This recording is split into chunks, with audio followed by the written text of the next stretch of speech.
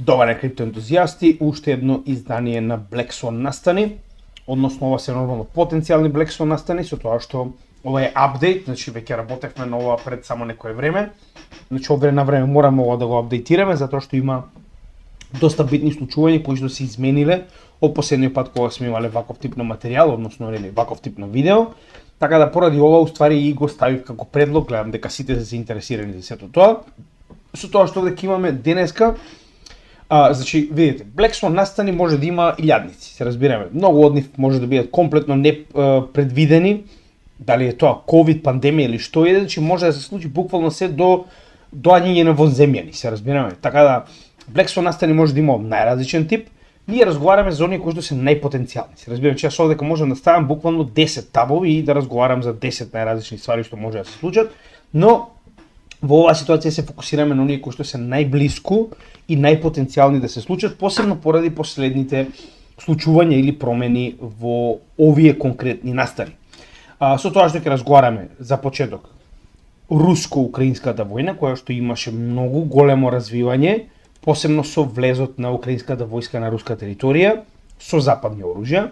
Ќе разговараме за радикализација на Блискиот Исток, да, знам дека многу пати сме разговарале сега, да, мораме да го спомнеме како потенцијален Black Swan настан, затоа што е многу голем потенцијален Black Swan настан и таму имаме разгорување на ситуацијата и таму имаме многу нови информации кои сакам да ги споделам со вас, затоа морам да го обработам ова повторно. Потоа ќе разговараме за глобална рецесија, но оваа ситуација не е на Мурика. Има една многу пострашна ситуација во која што не Мурика, туку Кина може да влезе во глобална рецесија, со тоа што ќе објасниме зошто е тоа многу пострашно и како тоа изгледа моментално. И последната тема за која што ќе разговараме е колапс на доларот како резервна валута. Иако многу од вас мислат дека тоа е многу далеку, можеби и не сте во право. Повторно, дали ќе се случи или не останува да видиме, но тоа се работи кои што мораме да ги земеме во предвид, а ќе напоменем уште еднаш. Има случување нови кои што се без преседан, имаме развој во сите овие 4 ситуации и затоа сакав да ги споделам посебно секој од овие со новите информации, со цел да бидете информирани за сето оно што моментално се случува, посебно во овие 4 потенцијални Black Swan настани. За оние кои што не знаат за што зборувам, Black Swan настан представува економски, да речам, случај во кој што негативно делува на економијата катастрофално. Се разбираме, станува збор за негативен ефект како што беа на пример колапсот на банките во 2008-2009 година или ковид пандемијата, кој што буквално непредвидено ги зафаќа пазарите и предизвикува катастрофа. Значи тоа е Black Swan настан и е наречен така нормално затоа што станува збор за црн лебед, кој што е многу редок во природата и кога ќе се случи е нешто невообичаено. Така и овде, значи ова е нешто што не би требало да се случи, но се случува во економијата и предизвикува крајно негативни последици. Сега, во оваа ситуација ние нормално прво ќе почнеме со најстрашното, значи затоа и се ставени првите два конфликти, не заради тоа што јас предпочитам геополитика, туку затоа што се многу пострашни од третиот и четвртиот. Значи овдека ние зборуваме за почеток на потенцијална трета светска војна или уште полошо нуклеарен конфликт. Луѓето не разбираат колку блиску ние се наоѓаме моментално од трета светска војна и нуклеарен конфликт. Блоковите се направени, ова што моментално се случува е ескалација без преседан. Досега не видена од 45-та па наваму, се разбираме. Дури ни кубанската криза, нели, каде што сме имала ситуација во која што буквално Русија имала нуклеарно оружје и ракети во Куба, не била толку блиска до ваква ескалација како што се наоѓаме моментално. И тоа посебно овој момент. И сега ќе ви покажам зошто.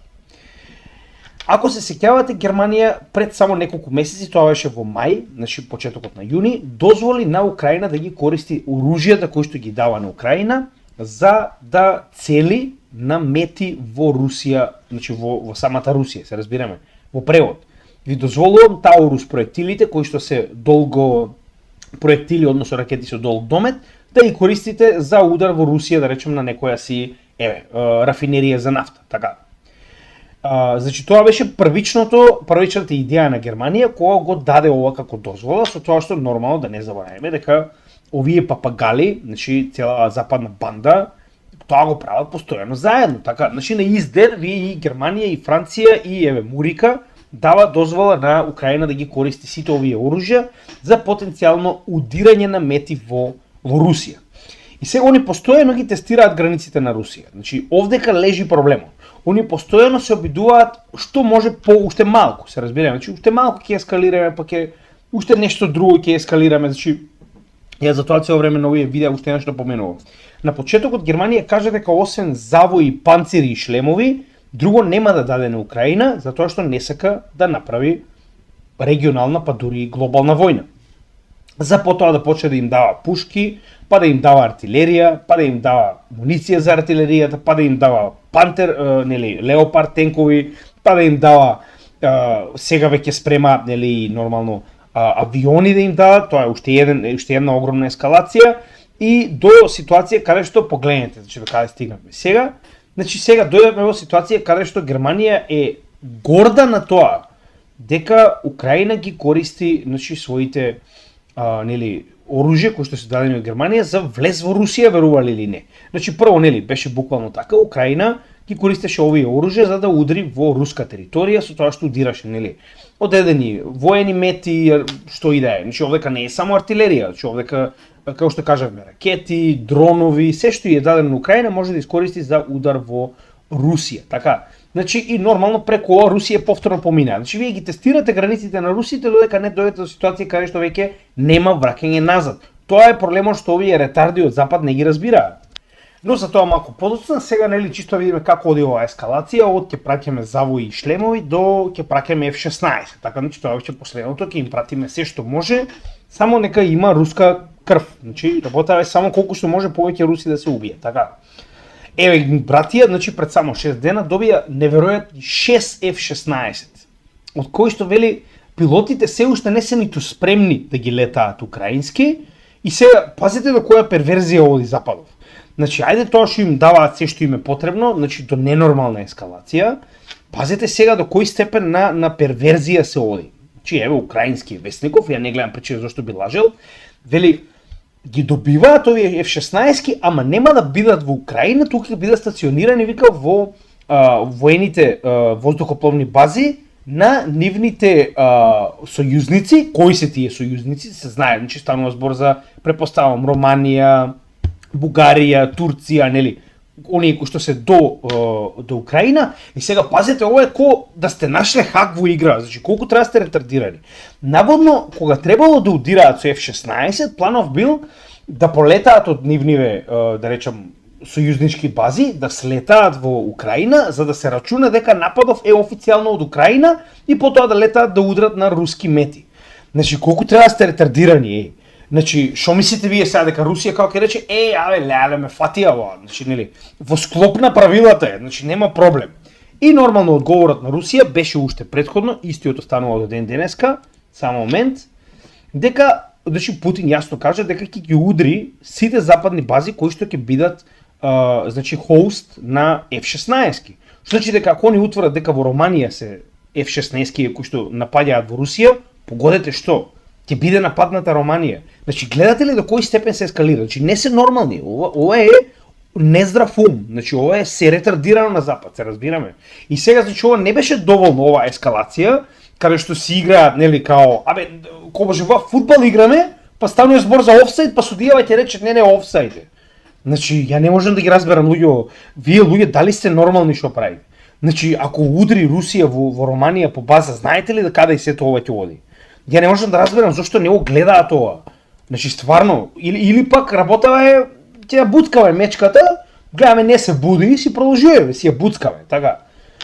И нормално, за сето ова да не биде доволно, значи Украина влезе во руска територија. Се ова е многу голема приказна, затоа што не е тоа што ви го кажуваат вас на вести, туку тоа што на вистина е причината поради која што ние имавме влез на голема украинска сила во местноста, односно областа на Курск. Сега, значи она што вие го знаете официјално, стандардни вести, као ха-ха-ху, влегла Украина, наводно воа било за да го неутрализира, демек да има своја територија во Русија, за ако дојде до преговори. Значи глупост, тоа е жива глупост. Значи вие да мислите дека можете да фатите дел од Русија и да го држите, не знам, треба да сте ретардиран, посебно во оваа ситуација каде што они немаат доволно војска да ја заштитат својата територија, они мислат дека може да го држат овој регион. Значи за колку голем регион станува збор, не е ова колку што ви кажуваат вас дома дека станува збор за не знам некаква си инвазија или не знам што, еве да ви покажам колку е тоа, чисто за да видите и сами нели за каков само да може да го исклучам ова, кога за Белја не можам. Само да видиме дали може. Не може. За жал. Како и да е, чисто за да видите како тоа изгледа. Еве колку е големо тоа поле, значи еве, ова е околу, како што кажа они, 250 км квадратни на границата пред големиот град. Во оваа ситуација станува збор за Курск. Еве, ова е Курск, значи ова е само да го најдем. Еве, ова беше кој саш. Добро, како и да е. Целата оваа област е Курск, но малку не се гледа од икониве, но како што успеа, значи еве, ова е, овде е Курск. Буквално до него беше Козе Белја се, еве, тука е Курск.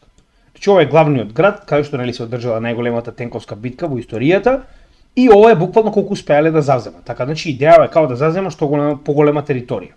За разлика од тоа, еве како изгледа голема територија, еве. Значи ова е колку завземала Русија и сега они го завзеле ова.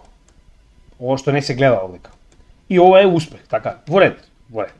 Значи, во ред успеале го завземале, се е тоа во ред, наводно причината е као демек го направиле тоа заради подобра позиција на преговори. Каде е овдека проблемот? Украинците уште од самиот почеток не смееја да користат западни оружја за било каков тип на напад во Русија, а во оваа ситуација они се дрзнаа до степен каде што веќе користат активно, и тоа пазете, значи Германија практично дозволува на Украина оружјата кои што се пратени, вклучувајќи во оваа ситуација тенкови, да бидат користени за инвазија на Русија. Значи, до кој степен одиме сега овдека? Така, че ова е веќе сосема следен чекор на ескалација. Пентагон вели дека тоа што Украина влегла во Русија, тоа воопште не е вика ескалација. Не е на Пентагон да одлучи дали ова е ескалација или не. Значи, Пентагон треба да свати дека не е во негова ингеренција да одлучи дали ова е ескалација кога другата страна одлучува. Се разбираме? Значи, во оваа ситуација Русија одлучува што е ескалација, не Пентагон. Значи, ја не можам, овие се ретардирани, че ова е надвор од сите вери. Значи, ја не можам да разберам како не гледаат каде се тоа се движи. До степен каде што, значи, ова е Bild, еден од најголемите значи, вестници во Германија, кој што моментално се фали дека Украина успева да направи напад во Русија, внатре во Русија, со германски тенкови, наводно дека повторно германски тенкови на руско тло, така. И е овдека одговор, браво за одговор, секоја чест. Значи Дмитрий Медведев, бившиот председател, сега е дел од Советот за безбедност на Путин, вели ако толку се гордеат со тоа што нели повторно имаме германски тенкови на руска територија, вика тогаш ние треба значи да направиме се што можеме за повторно руски тенкови да се наоѓаат на Плац Д Репаблик, или уствари ова е улицата пред Бундестагот, предходен Рајстаг, заборавија дека бил Рајстаг, каде што се вееше она црвено знаме на СССР на победата. Само да ги потсетам. И браво, убаво одговорено. Со тоа што каде се тоа сега оди, значи мораме да ги разбереме овие работи, затоа што луѓето не разбираат колку е ова опасно. Они мислат дека може да си играат колку сакаат овдека. Тоа е најголемиот проблем. Значи, ако се сеќавате, во јуни, многу јасно Путин недвосмислено кажа вака: доколку било кој од овие оружја се искористени за напад во Русија, Русија ќе ги наоружа непријателите на Западот. Се разбираме? Мислите дека е коинциденција тоа што во Мали сега одлучија да избркаат и француската и американската војска? Мислите дека во Буркина Фасо сега одлучија да се ослободат сега во овој момент после векови робија и практично целосна контрола од Франција и од останатите западни? Само да ви кажам, нели? Знаете ли колку места може моментално Русија да наоружа? Многу едноставно, многу лесно. Знаете ли колку ќе отиде целиот свет у пичку материна ако тоа се случи? Значи тоа е нешто што Западов очигледно не го разбира и изгледа ќе треба да го научи на многу потежок начин. Тука е проблемот. Само да ги потсетам западниот Джукели, значи ова беше пресконференција за западни новинари, каде што Путин изјави некои многу интересни работи кои што мораме да ги слушнеме повторно, очигледно затоа што на Западов не му е јасно. У нас же есть ядерная доктрина. Посмотрите, что там написано. Если кто-то считает возможным поставлять такое оружие в зону боевых действий для нанесения ударов по нашей территории и создания проблем для нас, то почему у нас нет права поставлять наше оружие такого же класса в те регионы мира, где будут наноситься удары по чувствительным объектам тех стран, которые делают это в отношении России. Значи многу јасно кажам. Доколку вие мислите дека можете да го направите тоа во Украина и да дадете на Украина оружје кое што може да го користи за удари во Русија на стратешки позиции, зашто вика тоа не можеме ние да го направиме на непријателите на истите овие луѓе кои што го прават тоа. Чисто како пример. Тоа е како сега Путин да одлучи дека треба да им помогне на картелите да се ослободат од опресијата која што ја прави Америка со заштита на оваа граница. Значи буквално сега да одлучи на картелите, замислете, да им даде ракети со голем дострел. На Венецуела да и даде, на Куба повторно дава на оружја, да отиде во Нова Каледонија на оние кои што сакаат да се ослободат од Франција, да им даде калашникови, да им даде панцери, шлемови, да отиде во цела Африка да ослободи, а го прави тоа и ќе го прави допрва. Значи, оваа ескалација, сега што ја гледате, допрва ќе се одрази на целиот свет. Тоа значи дека сега целиот свет здраво ќе се наоружи од двете страни и во оваа ситуација сега во Сирија, например, страната на Асад ќе добие можеби многу потешко оружје, се разбираме, за да може да напаѓа американски бази. Во Ирак можеби ќе добијат многу потешки оружје за да може да напаѓаат американски бази, се разбираме. Значи не заборавајте дека оваа ескалација не почнала во Русија, туку обратно, се разбираме, почнала од другата страна. Само чисто да ви стане јасно тоа. И само да го дослушаме говорот, потоа нели да кажеме која е главната цел зашто Украина го направи ова. То есть ответ может быть асимметричным. Мы над этим подумаем. И в конечном итоге, если мы видим, что эти страны втягиваются в войну против нас, а это и есть их прямое участие в войне против Российской Федерации, то мы оставляем за собой право действовать аналогичным образом. Ну, в общем, это путь к очень серьезным проблемам. Сега, да разбереме зашто го вели ова. Наши западные коллеги, особенно из США, не просто устанавливают... Ако се внесени други држави во оваа војна, вика тоа ќе имаме сериозен проблем. А сега ќе ви кажам зошто. Голем дел од украинската војска која што е моментално во Курск зборува на англиски, верували или не. И тоа има активни видеа, се нема да покажам овдека, затоа што ако ви ги покажам, ќе видите, значи видеото ќе биде со рестрикции. Погледнете на Телеграм каналите кои што сум ви ги препорачал до сега, ќе видите дека голем дел од оваа војска која што се наоѓа во Курск зборува активно помеѓу себе на англиски, на полски, на грузиски. Значи ова се платеници и ова дополнително ќе ги внесе тие потенцијални држави погодете каде. Заедно со оружјето кое што се користи за напад на Русија. Сега ова е главниот момент од оваа ескалација.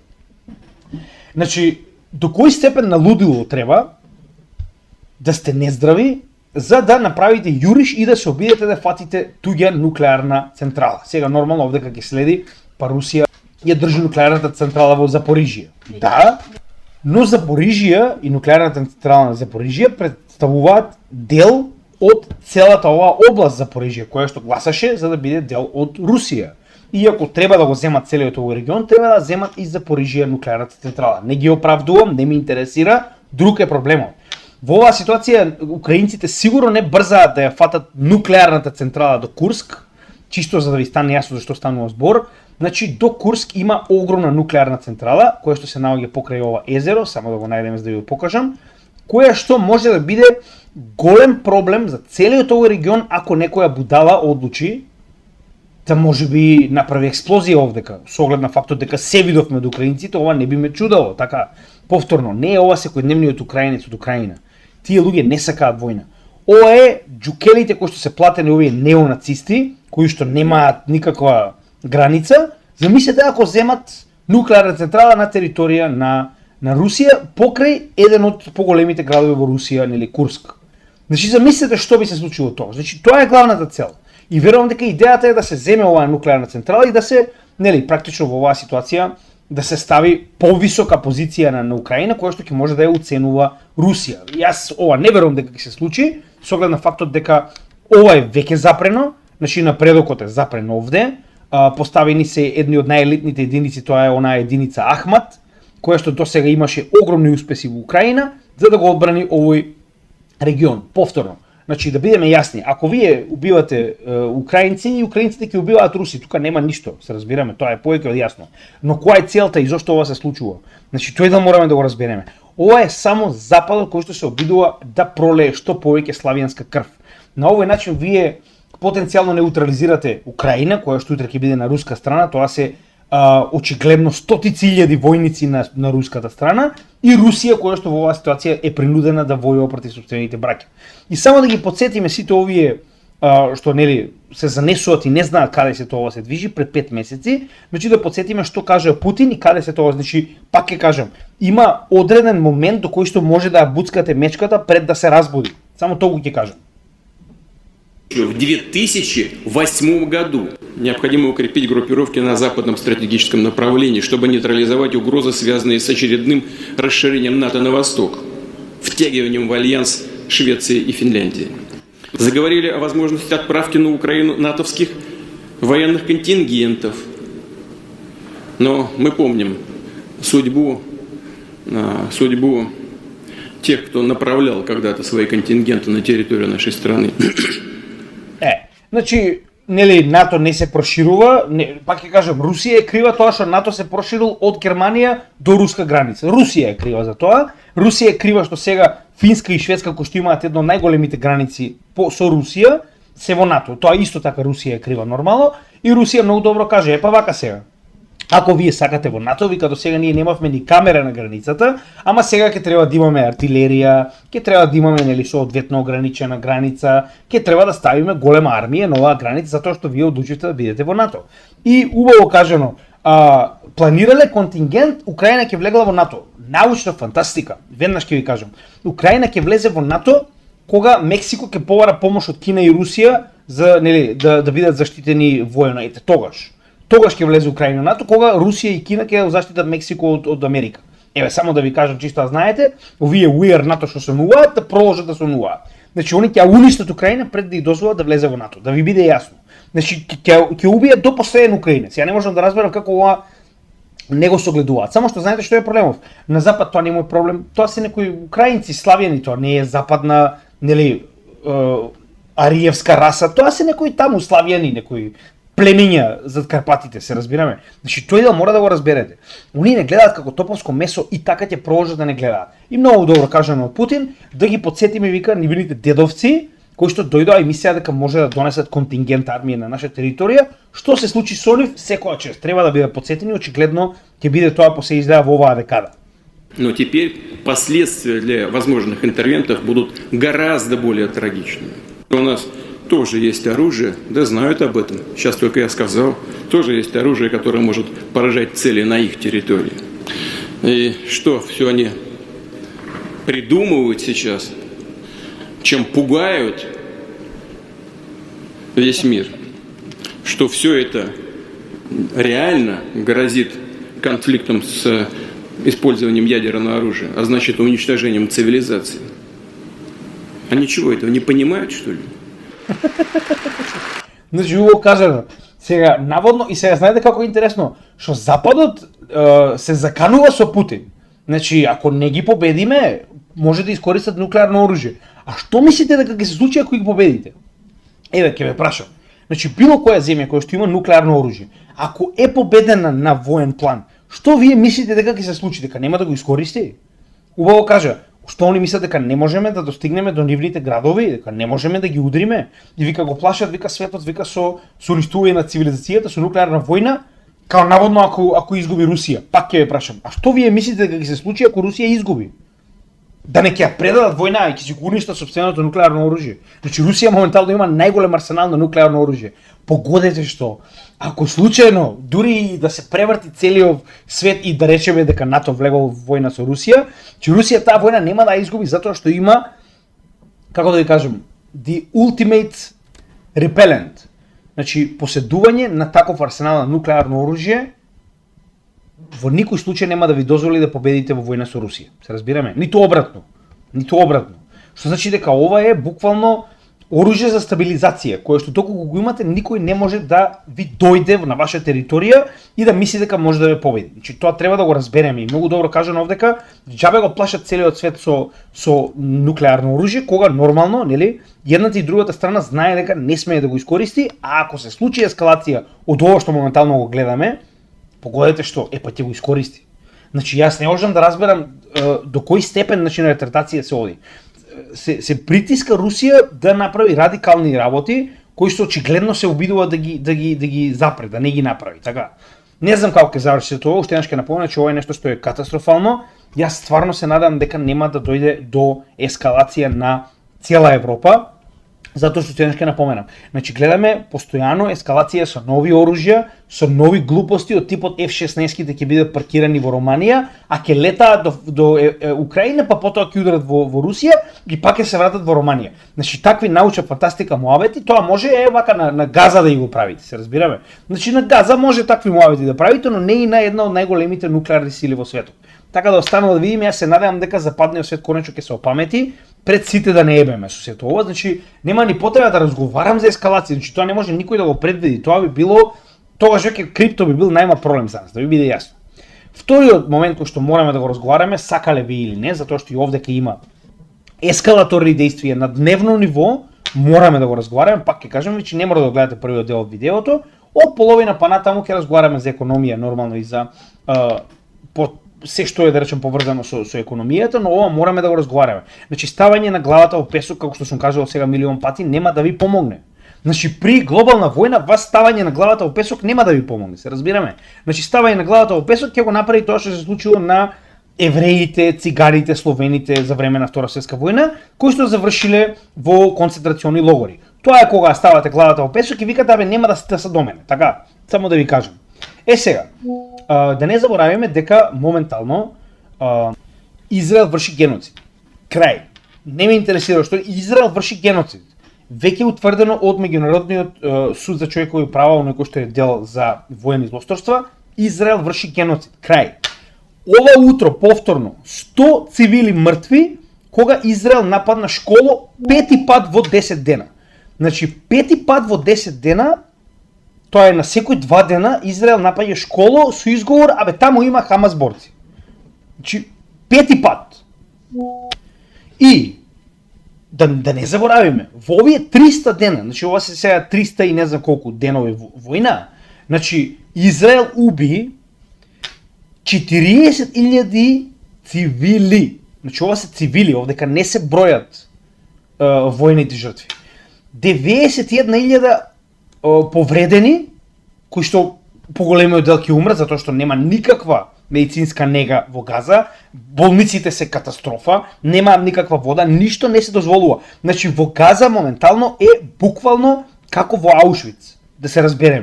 16.314, ова е колку до сега успеале да најдат, се деца. Значи во 300 дена нема ниту една година војна. Ако ова го направеше Русија, до сега ние веќе ќе бевме во Трета светска војна. Значи да ви биде јасно.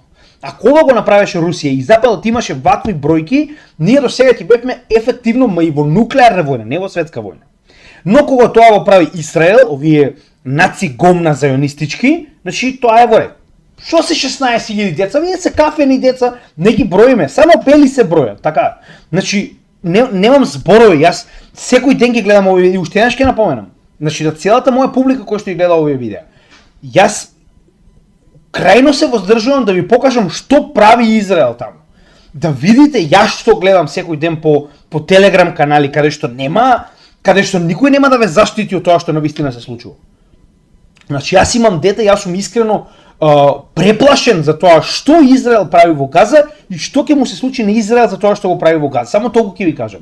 Значи тоа што се случува таму, тоа е Втора светска војна е летен камп за тоа што се случува моментално во Газа, да ви биде јасно.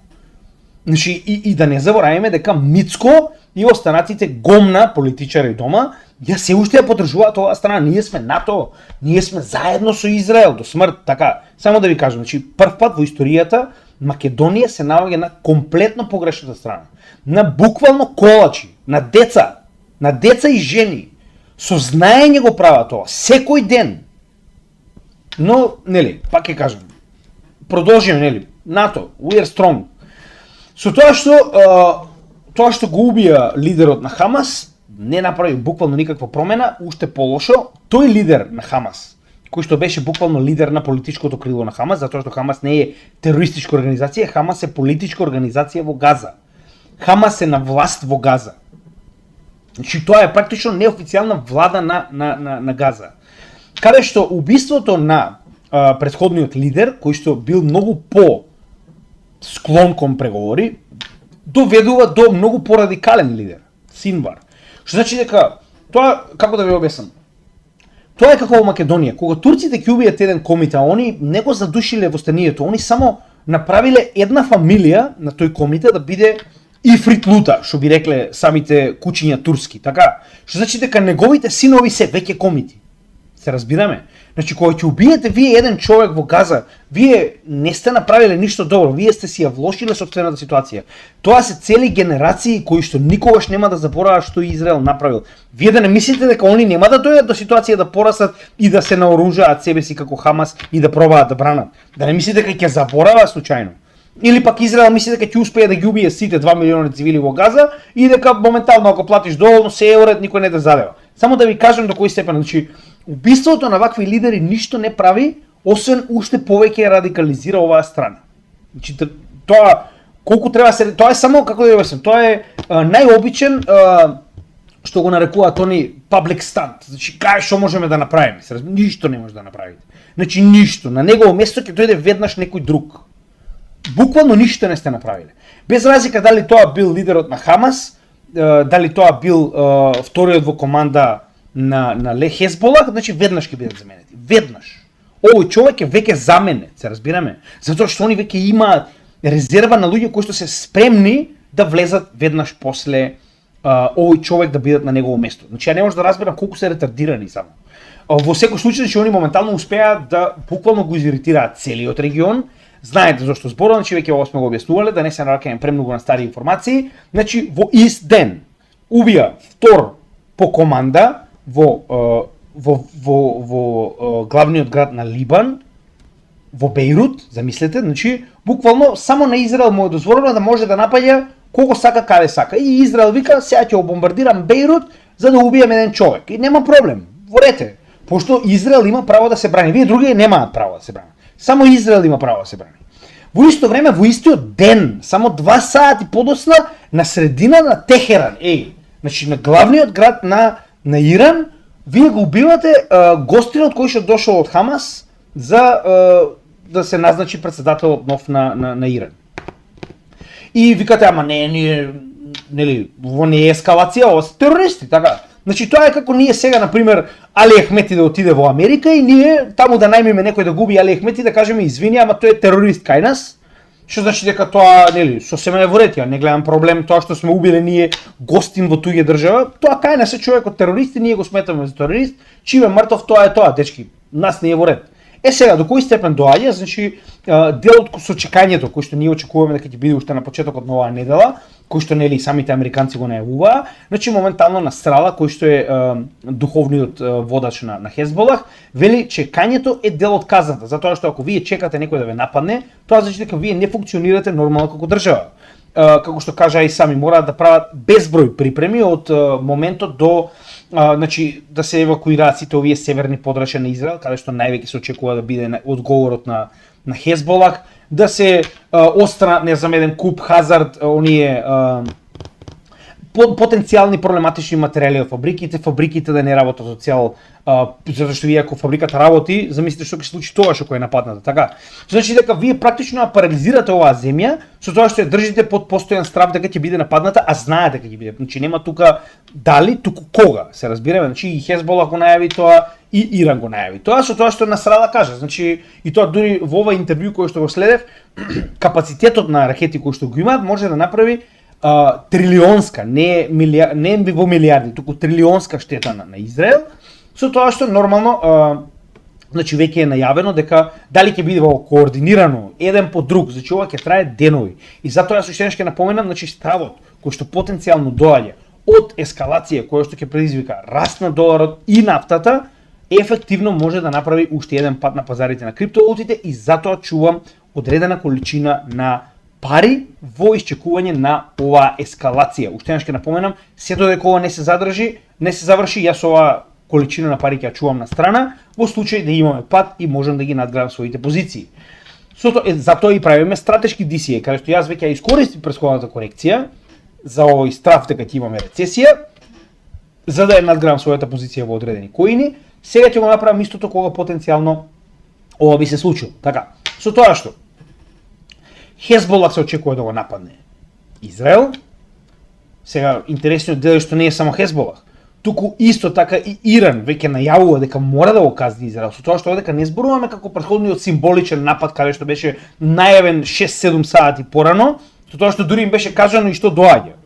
Значи, овој пат нема да биде ниту слично од тоа, значи наредбата од нивниот Каменај, од нивниот духовен лидер е веќе дадена на оваа нивна исламска гарда, револуционерна гарда, и моментално само се чека истото да биде реализирано со тоа што никој не знае кога потенцијално ќе се случи. Што значи дека нападот сигурно ќе се случи и од Хезболах и од Иран и потенцијално се повеќе и повеќе нормални информации ни покажуваат дека тоа ќе биде синхронизирано во исто време потенцијално, затоа што нивната купола, железна купола која што се уште успева солидно го одбрани Израел, ќе биде буквално, значи ако ја нападнете од сите страни, не може истата да ги издржи сите овие нормално проектили, дронови и така натаму.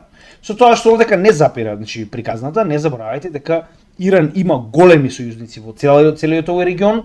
Ирак исто така е спремен да влезе во војна, значи ова е пред само еден месец, спремен, тоа се оние парамилитарни организации во Ирак кои што се огромни, кои што беа наоружени уште во времето кога се бореа Ирак и Иран заедно против ИСИС, терористите на Америка и Израел, со тоа што погледнете. Значи веќе се спремни да влезат во активна војна. Значи овдека зборуваме за војна, овдека не зборуваме за ќе пукаат со ракети, се разбираме.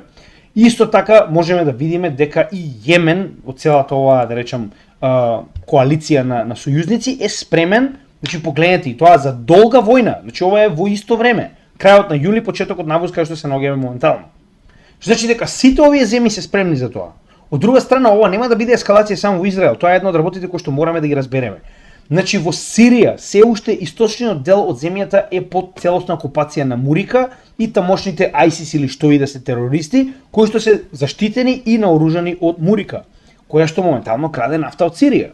И буквално пред само 2 дена, значи очигледно тоа што го зборувавме со Путин, ова не е само закана, очигледно се случува. Значи Tribal Forces ова се племенски сили, затоа што оние понатаму имаат оние племења на одредени, сега нели како се нарекуваат таму си имаат, не можам тој да го знам, кои што веќе навлегоа во ова е практично територијата на Америка, кои што навлегоа и завземаа неколку платформи за нафта кои што престана беа под контрола на погодете кого? Америка. Што значи дека и овдека ескалира. Значи ова нема да биде така, што мислите ќе заборават американците. Само сакам да ви напоменам дека ова нема да биде ескалација само во Израел. Тој дел мораме да го забележиме. Од друга страна, не заборавајте дека Америка и покрај тоа што 10 пати беше кажано дека треба да ги отстрани своите војници од Ирак, тоа никогаш не го направила. Она има се уште масивни воени бази во Ирак, кои што се полни со гниди американски. Со тоа што значи, сега гледаме веќе напади и на тие и тоа многу позачестени. 6 август имаше напад на најголемата воено-воздухопловна база во Ирак. Нормално тоа го прават со оние герила акции, но како и да е. Мислите дека ќе остане на герила акции ако почне војна? Мислите дека само по еден проектил ќе добијат овие воени бази? Сакам да ви кажам дека ова нема да биде ескалација од американските филмови на Black Hawk Down. Ова ќе биде ескалација во цела регионална војна каде што и Иран, верувам и Израел, ќе ги ангажираат сите своји сојузници и тоа ќе биде. Проблемот е што нема да остане тука, ја тоа цел време ви го кажувам. Дали ова ќе биде избивање на војна помеѓу Украина и Русија или пак на Блискиот Исток, ама буквално него менува фактот дека блоковите за Трета светска војна се веќе определени. И јас не ви го кажувам ова за да ви исплашам, ја ви го кажувам за да бидете свесни за она што се случува, затоа што пак ќе кажам ја, главата во песокот нема да ве спаси ако има регионална војна во Блискиот Исток која што многу лесно може да ескалира. Само да ве потсетам, последен пат кога имаше војна во Сирија, се сеќавате колку илјадници луѓе поминаа преку пругите во цела Македонија, од Гевгелија до Скопје. Замислете што ќе се случи сега ако сите овие држави влезат во војна. Чисто да ве потсетам, затоа што многу луѓе мислат дека ова така ќе биде негде далеку. Нема шанси ова да не задре нас, така? Сега. Исто така да не забораваме дека се уште постои стравот дека потенцијално Израел приемптивно ќе нападне. Значи и тоа е една од потенцијалните стравови, зошто? Затоа што ова веќе го направил. Во претходната војна против арапските земји, каде што Израел буквално бил под закана да војува со 4 различни држави, истиот буквално ја прекинува оваа војна со тоа што напаѓа пред останатите земји да нападнат. Ама овој пат не стоат авионите на песочни писти како во Египет кога прв пат се случила оваа војна. Чисто нели да кажеме, овој пат не може да ги најде така лесно тие стратешки цели кои што може да прекинат оваа војна. Значи, ова не се арапските земји од 60-тите и 70-тите. Тој дел мора да го разбереме. Од друга страна, претходните 3 војни кои што Израел ги има со Либан, Либан бил сам. Сега Либан не е сам. Сега сите овие земји се кзлили на Израел. Знаете како? Има одреден период на време во кој што може да правите што сакате пред конечно некој да ви застане на патот и тоа дебело. И јас за тоа уште ќе напоменам. Израел не е свесен што ќе се случи кога не, пак ќе кажам, не дали, кога Америка ќе престане да биде велесила како што моментално е. Господ нека им напомне. Ше пак ќе кажам, тоа што им го имаат направено на арапите, кога ќе им се врати назад, Аушвиц ќе биде летен камп. Разликата е во тоа што сега тогаш значи сите овие не зборувам за глобалната заедница прозападни гејропа и така натаму. Зборувам за нормалниот свет, односно за 7 од 8 милиарди жители во светот. Не за оние златна милиарда која што се нели глобалната заедница. Зборувам за 7 од 8 милиарди во светот. Тогаш знаете што ќе замижат. Како што сега мижат овие големиве, 1 милиарда кои што се G7, G20 како сакате, тогаш 7 милиарди ќе замижат. Не знам како да ви кажам. Жал ми е, ама очигледно нема друг излез, како што можеме да видиме, а натаму оди сето ова. Со тоа што гледаме дека, пак ќе кажам, многу јасно се оцртани страните. Зошто, кажете ми вие, веднаш после нападот дојде Шојгу, кој што беше претходниот министер за одбрана, кој што водеше војната во Украина до сега, да престојува во Иран токму сега. Да не е случајно тоа. Зошто еден од најголемите генерали во Америка го доведоа да биде дел од значи одбраната на Израел. Така, значи мислите дека ова е случајно, со оглед на фактот дека Америка има целосна флота околу Израел. Значи ова не е за џабе. Значи човеков, погледнете. Значи буквално во разлика од еден ден, на 4 август доаѓа генералов Мурикански во Израел, а на 5 доаѓа Шојгу во Иран. Сигурно е некоја коинциденција ова. 100%. Со тоа што Русија веќе најавено доставува нели системи за одбрана, зборуваме за воздухопловна одбрана на практично Иран. Значи повеќе од јасно каде се тоа се движи. Ја не може да разберам како остатокот од светот не го гледа се тоа. Тој дал не го разберам само. Со тоа што значи се повеќе и повеќе се зголемува присуството на Мурика во овој регион. 6 август официјално значи се повеќе и повеќе војска доаѓа околу Блискиот исток. Се разбираме?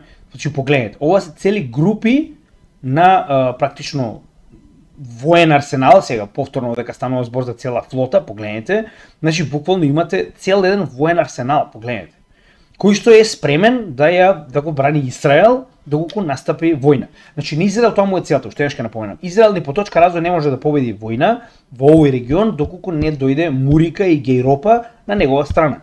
Затоа само ќе ве потсетам. Пред да се случи овој напад на фудбалскиот терен во северен Израел, каде што не умреа евреи, умреа сиријски арапи, кои што секако не го сакаат Нетањаху, значи пред да се случи ова, ако се сеќавате, јас ви кажав дека мора ко плескаа 45 стоечки овации доби овој воен криминалец Нетањаху во Конгресот на Америка, со тоа што уште еднаш ќе ве потсетам што ви кажав. Ви кажав дека е отиден таму за да бара да се создаде алијанса слична на НАТО, која што ќе има една единствена цела, тоа е одбрана на Израел. Не, дечки, ова не е одбрана на Израел. Ова е алијанса за напад на Иран. Значи тоа ви биде јасно. И се враќате вие и автоматски во истиот ден кога се враќате се случува инцидент што баш вас ви одговара за оваа алијанса да се реализира. Сигурно е коинциденција. Посебно кога евреи се во прашање. 100% е коинциденција. И наеднаш нормално во следниот ден веднаш потоа Израел прави ескалација со тоа што напаѓа два главни града на неговите два најголеми непријатели, Либан и Иран. Исто така очигледно е сигурно е некоја коинциденција. И сега пазите за сета оваа работа да биде уште поретардирана, на крајот целиот свет на Иран му вика, абе немој да ескалираш. Значи сето ова што Израел го направи, прво ја нападна амбасадата на Иран во средина на Сирија. Не знам колку пати до сега се обидел да направи атентати на се што е иранско. Значи напаѓа иранска војска сегде во Ирак, во Сирија, во Либан, и тоа може затоа што му се може, и на крајот одбивате званичен гостин на претседателот на Иран во Техеран и сега целиот свет му вика на Иран, брат, не ескалирај. Немој сега, те молам, значи немој да се полека. Ете, само толку ќе ви кажам. Тоа е значи некој ви маа шамари, а целиот свет ви вика не, остави го нека те тепа, ќути си брат, не ескалирај. Така. Сега уште една значи мораме само на кратко да напоменеме зошто. Значи главниот проблем е во оваа ситуација доколку Израел одлучи да ескалира со овде, само за момент. Како што веќе многу пати сме кажале, значи едни од главните правци и теснеци кои што го регулираат целата светска економија, без разлика дали станува збор за нафта, дали станува збор за најобични значи носачи на контейнери, газ. Овие две места кои што се директно и целосно контролирани од Иран ќе направат една огромна светска економска криза. Уште еднаш, значи според Светската банка, низ Суетскиот канал поминуваат 30% од светската нафта и 40% од вкупната трговија, зборуваме значи транспорт на контейнери. И нормално Хормуз кој што е уште пострашен, сега овде варира. Гледаме дека овдека па во оваа статија пишува дека е 30% од светската нафта која што е произведена нормално во овој регион. Негде видовме 20, како и да е. Значи овие две заедно представуваат огромен проблем за целата светска економија доколку биде блокиран и едниот и другиот правец. Со тоа што сега погледнете, значи ова искрено јас не сум го знаел, сега прв пат го видов, тоа е, значи закана стои од Иран дека потенцијално ќе го нападне и Гибралтар. Значи Гибралтар во оваа ситуација е уште еден огромен потенцијален проблем, затоа што замислете вие ако Иран се дрзне, прво да ги нападне. Че ќе отвориме слика на нов за да може да видиме како што треба. Прво да ги затвори Strait of Hormuz и Баб ел-Мандеб, кои што се двата, да речем, огромни правци каде што се движи голем дел од трговијата во светот, и потоа да го затвори Гибралтар со напад од Северна Африка. Значи веќе најавено дека потенцијално ќе го направи. Вие имате ситуација во која што цела Европа моментално е буквално лишена од се. Значи дека во оваа ситуација Иран има голем потенцијал да направи криза доколку е нападнат од овие прозападни сили. Значи повеќе од јасно и ова веќе многу пати сме разговарале, нема да налегувам премногу, но сега е веќе следен степен на ескалација. Затоа моравме да го спомнеме уште еднаш. Гледате и сами дека целиот овој регион е буквално на сосема поинакво ниво на ескалација од последен пат кога разговаравме за истото. Сега, кога го завршиме целиот овој дел на политика, кој што ние постојано го зборуваме, значи пак ќе кажам, во првите два случаи, без разлика на каков тип на ескалација станува збор, уште еднаш ќе напомена, крипто, нафта, злато и останати ресурси се едни од најдобрите ствари кои што може да ги поседувате, затоа што се глобални, не се поседувани само од едната страна, не може да бидат санкционирани, тоа се ствари кои што се потребни на двете страни и е најдобро да ги имате во однос на заштита на вашиот капитал. Многу пати сме разговарале, но мораме да видиме до кој степен сме стигнати за да ни стане јасно колку се тоа може да биде крајно негативно. Уште еднаш, затоа и понатаму 95% од моето портфолио и понатаму останува во крипто, затоа што ваков тип на воена ескалација може само да помогне криптовалутите да растат, не сигурно не да паѓаат.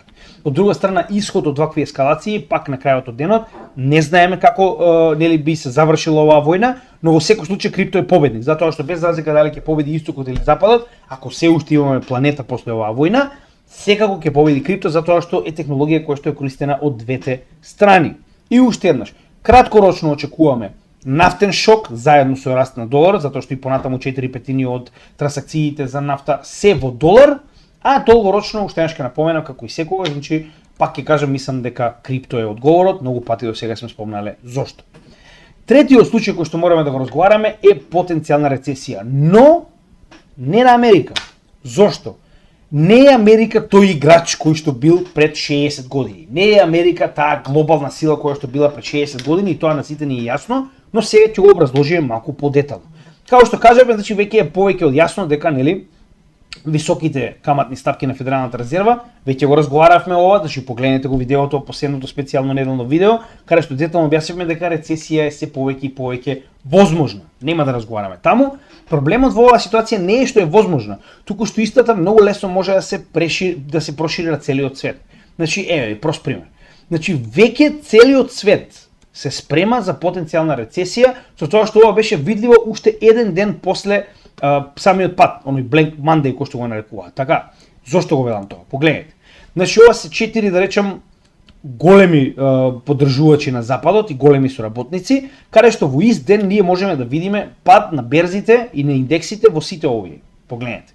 Без разлика дали е Лондон, Париз, Тајпеј, Токио, гледаме пад, значи од 2 август кога се тоа почна, огромен пад на 5 август, тоа беше оној Black Monday кој што сите го нарекуваат, каде што гледаме дека се уште, барем во оваа ситуација до сега, не се нешто посебно вратени назад овие индекси. Што значи дека глобална рецесија се повеќе и повеќе станува потенцијална реалност.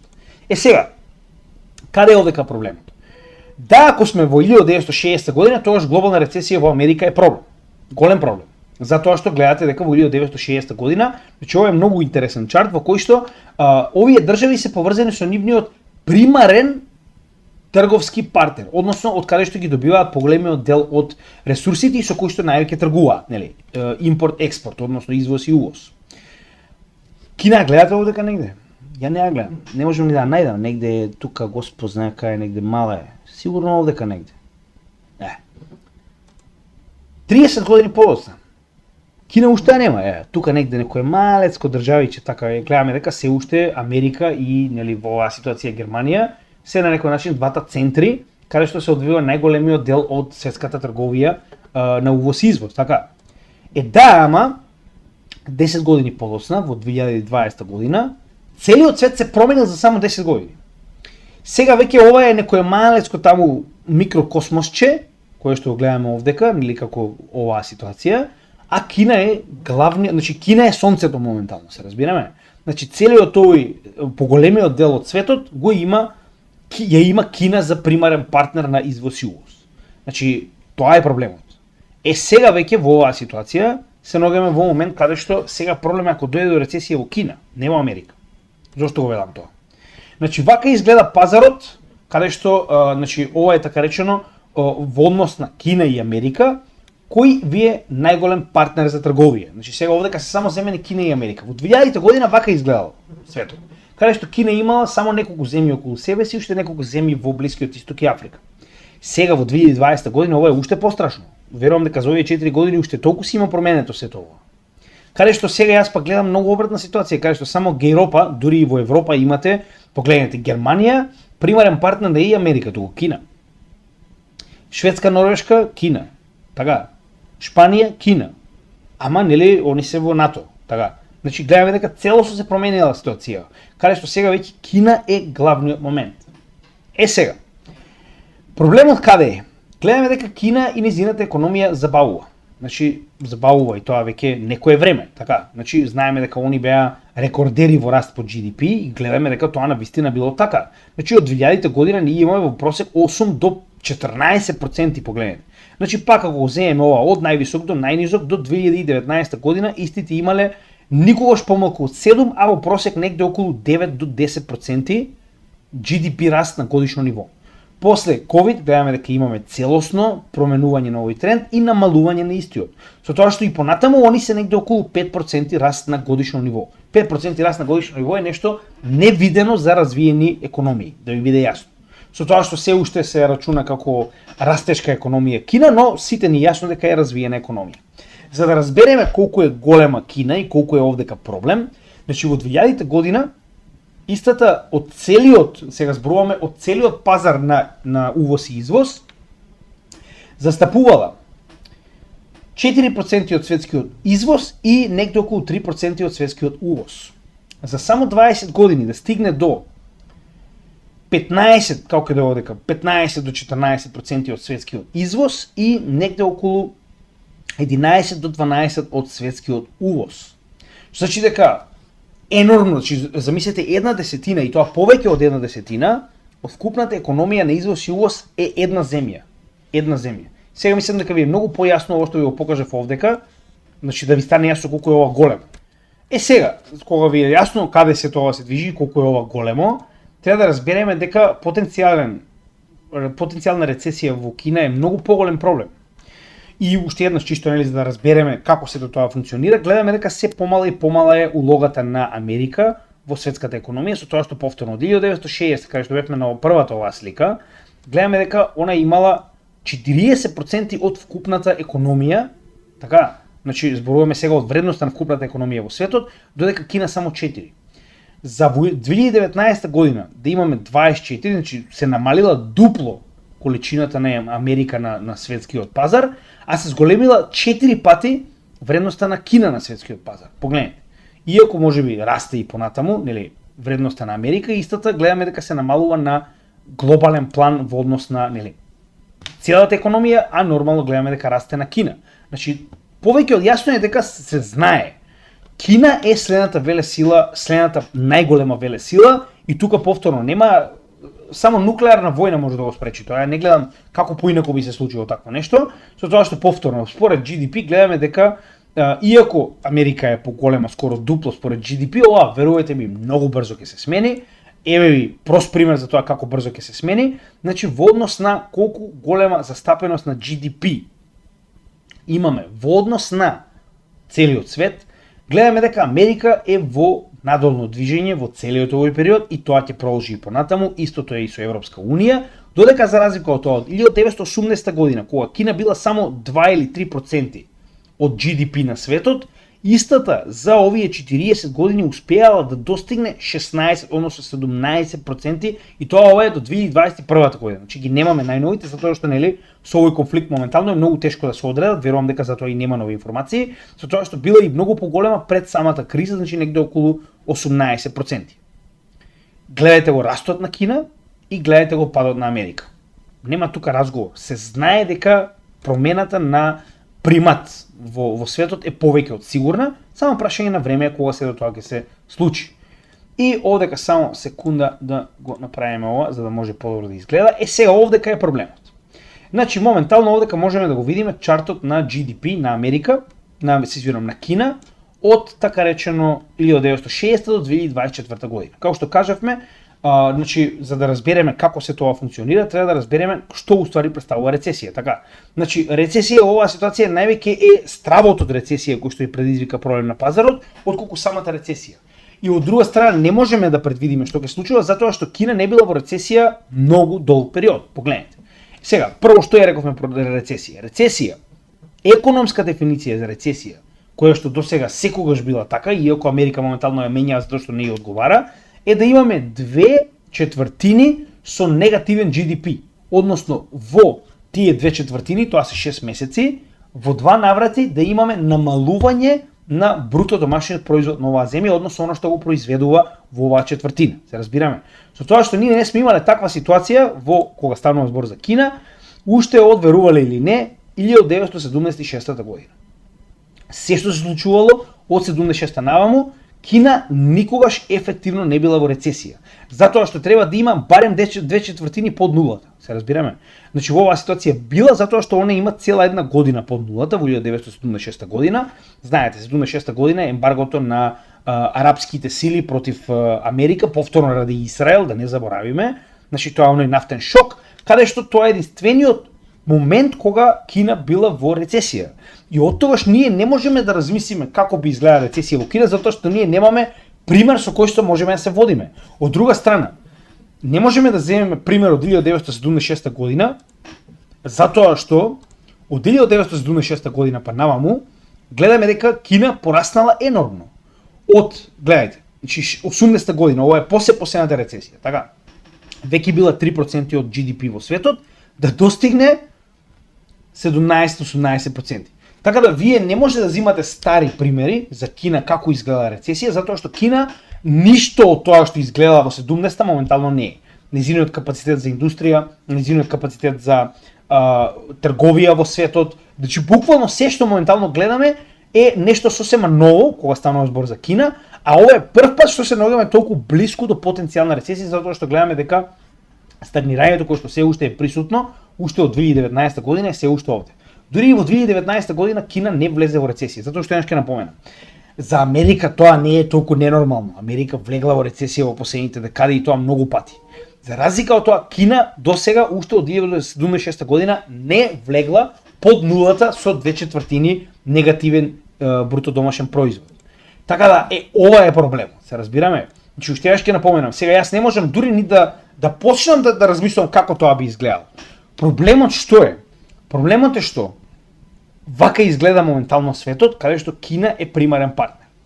Ако Кина во овој случај има проблем и дојдеме до рецесија каде што ќе се зголеми невработеноста во Кина, ќе се намалат производствените капацитети, не можеме ни да замислиме како тоа би се одвивало во светски рамки, затоа што тоа ќе биде рецесија од сосема друг калибар.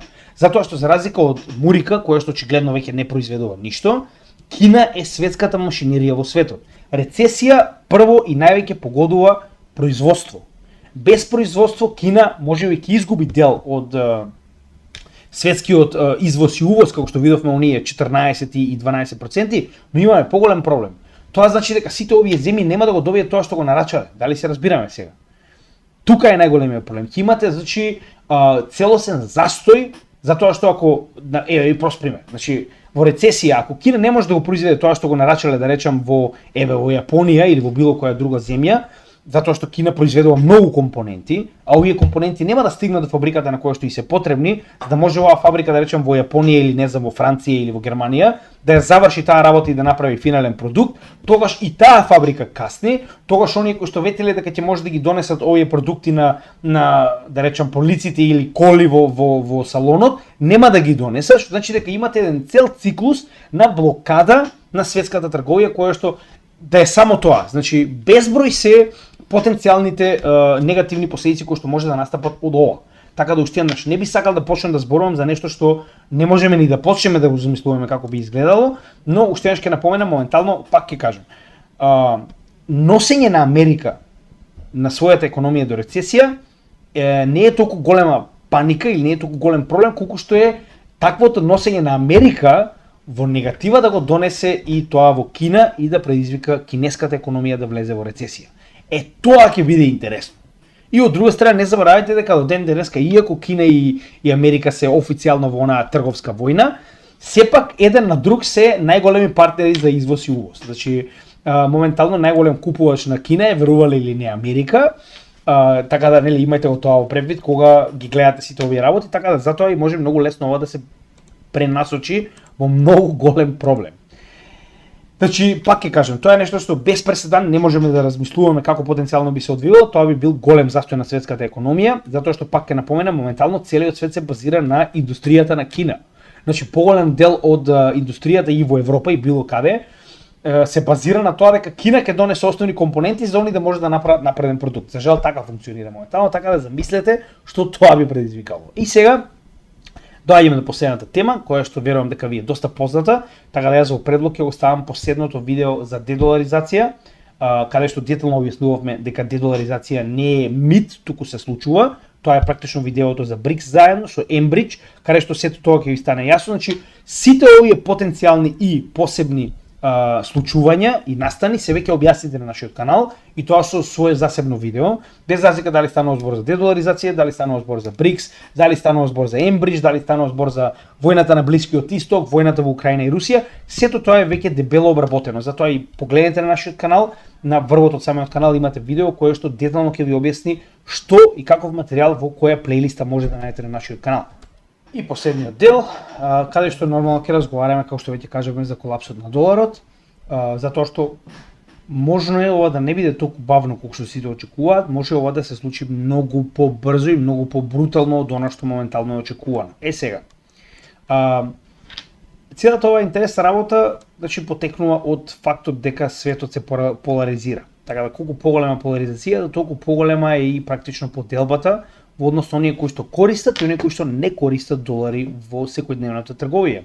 Со тоа што официјално од 25 јули 2024 година гледаме дека од 2000-та па до сега, за 24 години, многу паднала количината на долари кои што се користат како резерва на самите земји, каде што од 72% на глобално ниво се намалила на 58%. Ова е огромно намалување, значи доаѓаме во ситуација каде што половина од резервите во светот не се во долари. И тоа за само 20 години, иако вас можеби 20 години ви е долг период, не е толку долг кога станува збор за економија. Сега, значи глобалниот тренд на намалување е повеќе од јасен. Со тоа што пак ќе кажам, светот моментално изгледа вака, некако во 60-тите. Што значи дека повеќе од јасно е дека многу по валидна и пожелна би била валутата на кој што е примарен економски фактор во светот, а тоа одамна не е Америка, без разлика што има најголема економија, Така да само прашање на време кога ќе дојдеме во ситуација каде што овој блок што е многу поголем, значи ако го изземеме ова овдека и ова, каде што се повторуваат голем дел од овие, значи овој блок кој што е многу поголем, како што веќе кажаме, тоа се тие 7 милиарди кои што не се златната милиарда, значи овие обичните смртници, значи ќе дојде во ситуација каде што ќе преовладува во сето како што треба да биде. Со тоа што една интересна работа која што мораме да напоменеме. Фактот дека овдека имаме ситуација во која што се повеќе и повеќе, значи ова е така речено серијал за дедоларизација кој што го прави Visual Capitalist, значи доста добра страна за економија, каде што вели се повеќе и повеќе се формираат блокови, the block effect.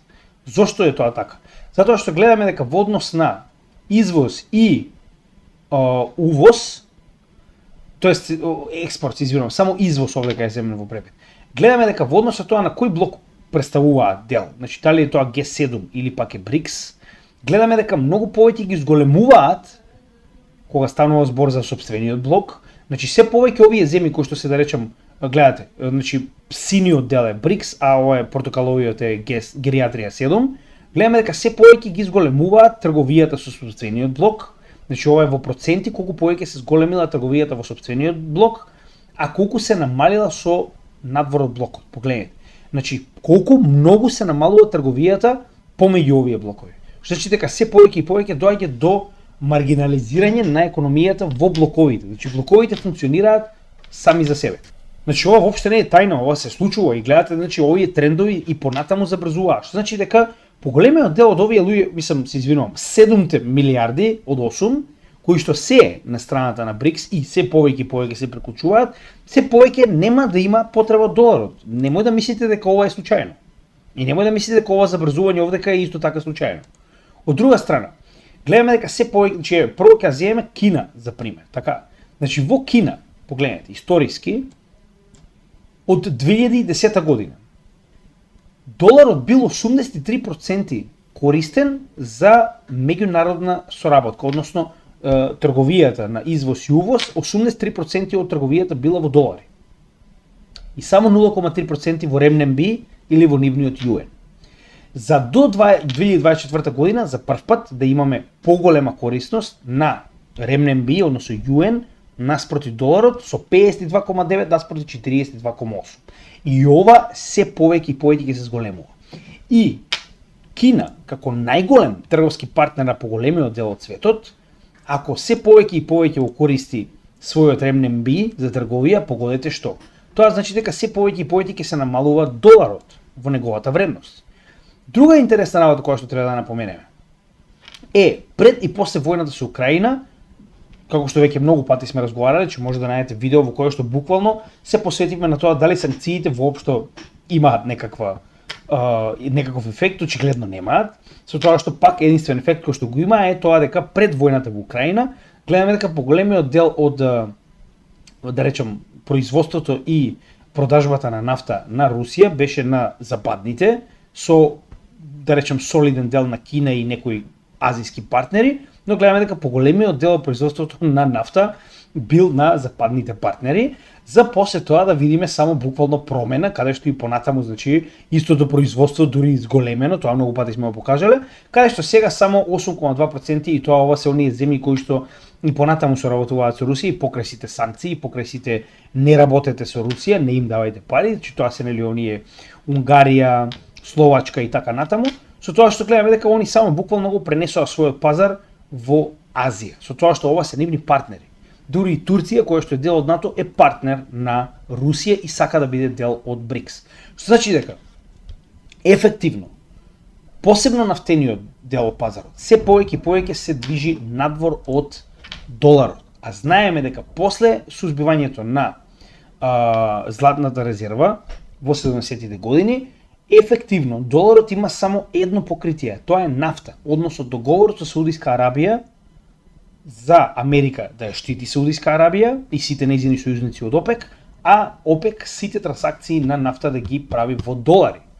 Сега, значи како што гледаме дека санкциите на Русија не функционираат и се уште една причина за луѓето да се оддалечат од овој западен блок, затоа што вие имате хегемон, значи вие имате еден император кој што во оваа ситуација е америчката економија и истата моментално секогаш кога нешто не се допаѓа, ви става санкции затоа што целосно го поседува западно економскиот систем, посебно кога станува збор за SWIFT и кога станува збор за оваа глобална платежна мрежа. Така, што значи дека ако вие имате само еден субјект кој што е одговорен на целата платежна мрежа во светот, нормално дека истиот ќе ја злоупотреби. Така, со тоа што како што веќе спомнавме, после замрзувањето на руските резерви, веќе доаѓаме во ситуација каде што целата источна страна, сите БРИКС членки и така натаму, се повеќе се оддалечуваат од овој платежен систем кој што сега моментално е само оружје и се придвижуваат кон другата страна која што има веќе солуција. Со тоа што првиот и најголем удар на доларот беше тоа што Саудиска Арабија не го обнови својот петродолар договор на 9 јуни и ефективно од 1973 во 2024 година јули, практично оние 50 години, тоест 9 јуни завршуваат овие 50 години и Саудиска Арабија не го обнови овој договор. Ефективно петродоларот е мртов. Потребно е време, нели знаете како човекот ќе умре, па треба 24 сати да поминат, па капела, па да се спреми погребот, па ковчег, па кај ќе го закупуваме и така натаму. Значи дека се уште сме во фаза на плаќање на доларот, значи допрва ќе го видиме се тоа како се реализира. За погледнете верували или не, веднаш после откажувањето од петродоларот, да одиме на петројуен. Значи ова што гледаме овдека веќе се реализира, така. И тоа како? Со тоа што веднаш Саудиска Арабија после раскинувањето на овој, значи 9 јуни официјално престанува да важи договорот за петродолар, на 20 јуни Саудиска Арабија станува дел од Enbridge CBDC. Имате и за ова посебно видео. Значи сите овие посебни делови ги имате во посебни видеа, посебно во геополитика кога станува збор за овој сегмент или во напреден курс за техничка анализа, така да погледнете, имате буквално за секој од овие посебно видео, само побарајте по нашите нормално плейлисти. Со тоа што Enbridge имаме дебело добро видео каде што објаснуваме што истото ќе представува, односно представува децентрализиран и рамноправен систем на Central Bank Digital Currency, односно тоа е практично на државна валута, криптовалута, односно валута на Централната банка, со тоа што дека немаме една централна банка, туку секоја од овие централни банки има свој нод и во оваа ситуација тоа станува збор за централизиран блокчейн, кој што е во оваа ситуација Enbridge, кој што има толку нодови колку што има држави членки, но секоја од овие централни банки има еднакво право, односно не може да направите санкции. Невозможно е. Не е ова SWIFT, не е поседуван од Америка, се разбираме. Што значи дека ваквата солуција која што Путин ја најави, веќе е реализирана. Ова не е идеја, ова не е пилот фаза, ова е целосно функционален CBDC проект кој што моментално гледаме дека има рамноправни 4 членки до сега, а тоа е Обединетите арапски емирати, сега се 5, нели, со Саудиска Арабија, Обединетите арапски емирати, Хонг Конг, Кина, Тајланд и сега веќе Саудиска Арабија влегува како последна, со тоа што ова верувам дека се прошири радикално, затоа што, како што гледате и сами, најавено е за следната конференција на БРИКС во Казан, Русија, погледнете. Within BRICS, we're working on shaping an independent payment system free from political pressure, abuse, and external sanctional interference. In this regard, I'd like to remind you that this year, BRICS was joined by new participants. Тоа е битниот дел. На почетокот, значи ова го изјави во економскиот форум во Сан Петерсбург, кој што беше на почетокот на оваа година, каде што значи официјално е најавено овдека, драги господа, значи ќе се зборува ефективно за нов платежен систем. Уште еднаш, ова не е пилот фаза, ова не е идеја, ова е ефективен пилот систем, ефективен CBDC систем кој што веќе функционира. Со тоа што сите членки на БРИКС, како што покажеме во видеото за Enbridge, се во напредна фаза на развој на CBDC проекти, што значи дека за нив ќе биде многу лесно да се приклучат на овој систем.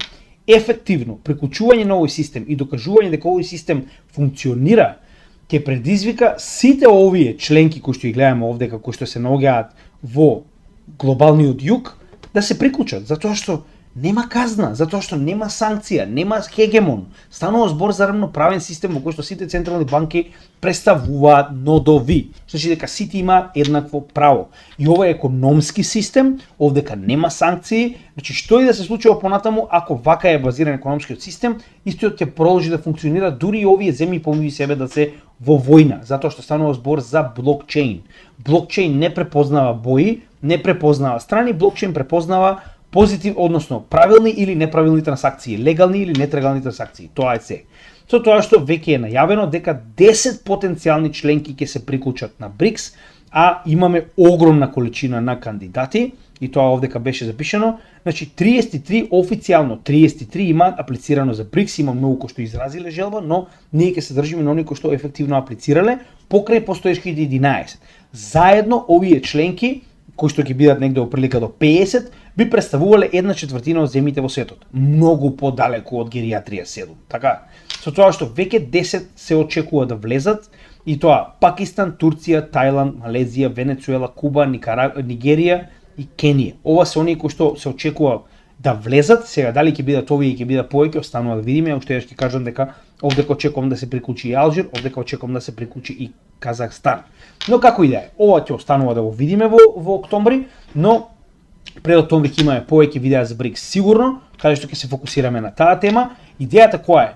Ова дечки го менува целиот свет. Значи ова ја менува целата игра. Прво, ова е супериорно на SWIFT, значи секој аспект.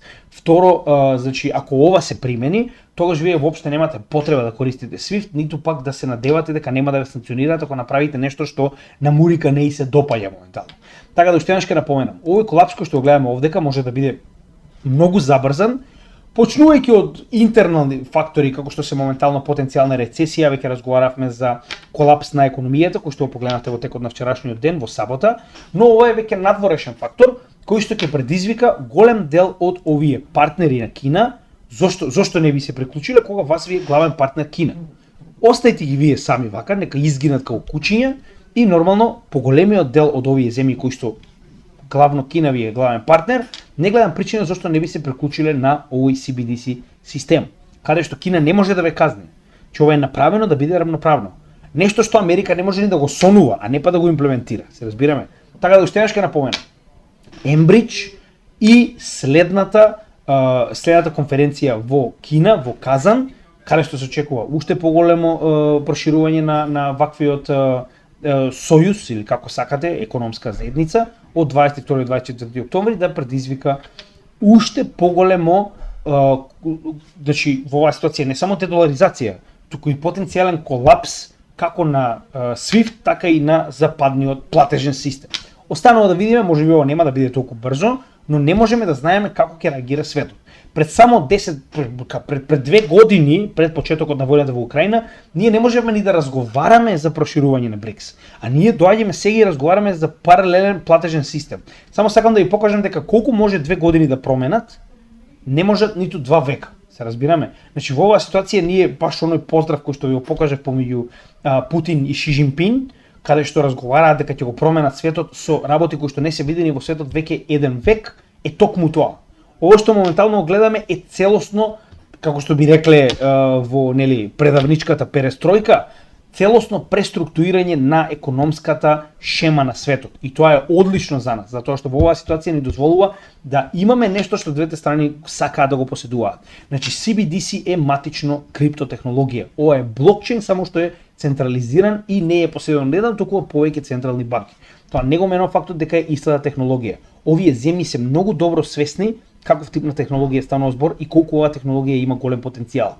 Не за џабе го користат оваа технологија за надминување на прозападните санкции и овој така речено затворен западен платежен систем.